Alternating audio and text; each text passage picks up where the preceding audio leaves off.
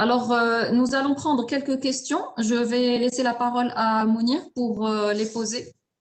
Est-ce que le M-Wallet fonctionne sur les distributeurs automatiques?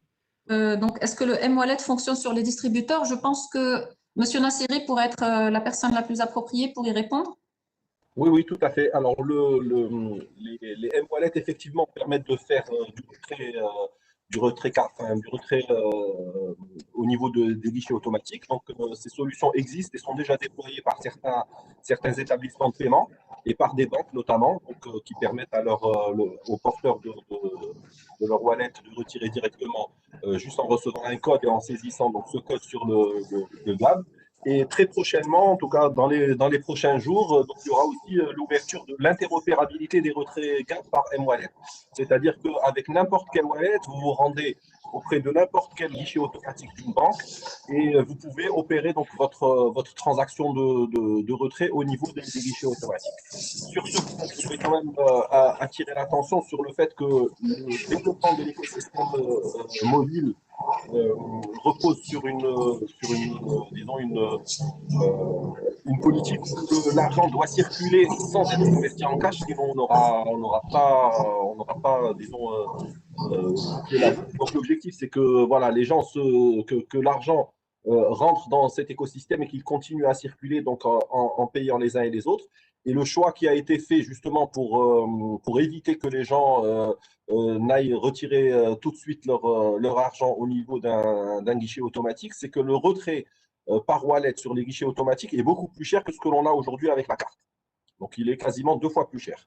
Donc, on pénalise, disons, le retrait cash voilà, pour permettre aux gens de garder leur argent dans ce circuit et l'utiliser. Justement, ils ont la possibilité de l'utiliser pour payer leurs factures, donc leur recharge téléphonique, leur facture d'eau et l'électricité.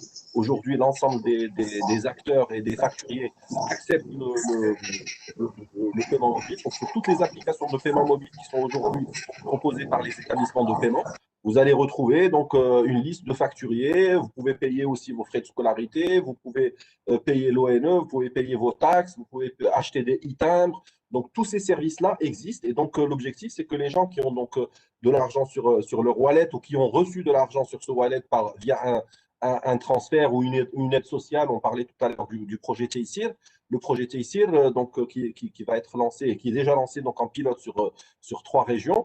Donc, ce sont des dotations donc, qui sont servies par l'État aux parents des enfants pour leur permettre pour éviter l'abandon scolaire.